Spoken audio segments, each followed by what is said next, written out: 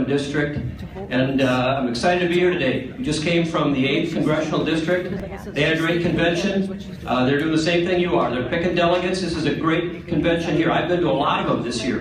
And the turnout is great. The enthusiasm is great. And I think what it tells us is that there is a lot of people very interested in this election on our side, and I think we're going to win. And it's because of people like you. So thank you for what you're doing. Thank you for being here.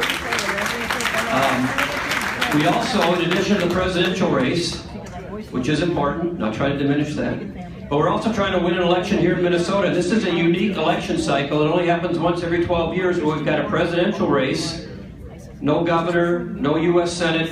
It's just the congressional races and the Minnesota House and the Minnesota Senate. Well, it only happens once every 12 years. We have an opportunity this year to win back the majority in the Senate and keep the majority in the House. And I want to compliment the Speaker and the members of the House. I know there are some here. You guys have done a great job of holding the line and making sure that Governor Dayton and the Democrats don't get to run away with things in Minnesota. So I really appreciate, and I think we all do, what the work of the House has been. But it's not enough to have just a majority in the House. You may not know this, but in the Senate in Minnesota, Democrats have been in the majority for 42 of the last 44 years. It's a lot.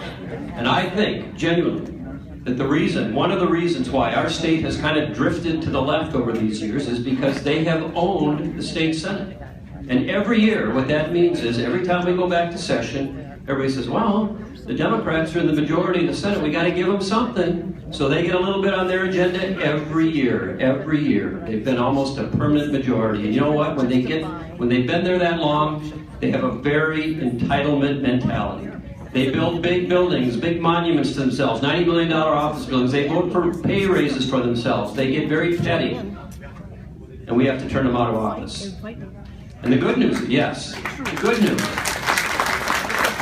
First of all, we've got a great team of senators from this congressional district. I know Gary Dames is here. Gary's on our leadership team. He is a stalwart in our caucus. Thank you for your leadership, Gary.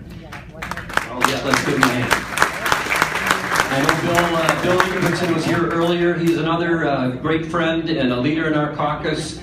Tori Westrom, who came from the House, along with Scott Newman, another senator. So we've got some great senators from the Republican caucus from this district. But we've got a few more we need to get there. We need to win 6 seats to get in the majority in the Senate.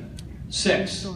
That's all we need. And one of them, I'm almost counted for sure. No, I shouldn't do this. I know I shouldn't do it. But Senator Leroy Stump up in District 1 announced his retirement a month or so ago. And then since that time, we've had a great candidate emerge, Mark Johnson, who I think is in the back. Over here. There he is. And Mark is going to win that seat. Mark is going to win that seat. We've also got a great candidate out in District 17, Andrew Lang. I think he's here too with his wife. Thanks, Andrew, for stepping up and running. Brian Cooper is the current senator. We also have a great candidate up in District 4, which Kent Eakin currently represents James Lamont, I believe, and I don't know if he's here. Is James here? But if you don't know him, you should. He is a great candidate. So we have got 3 great candidates in 3 districts that are high on our target list to win. We need to win 6. There are 3 good ones in this district. So what I tell you is the path to the majority in the Minnesota Senate for Republicans goes right through the 7th district. And we're going to need your help to make that happen. And I appreciate you all being here. I know you've been to caucuses. I know you've been to other conventions. Now you're here. Some of you are going to go to the state convention. Some are going to go to the national convention. Those are great things. But don't let that be the extent of your involvement in this election year. We need help. All these candidates, the ones that are currently in office and the ones that are running for the first time, they need people to write them checks. If everybody in this room wrote a check for $100 to one of these candidates, I can tell you that would be a wonderful thing. Maybe it should be $1,000, Gary. Isn't that what you tell me? I should ask for 1,000 and then, okay.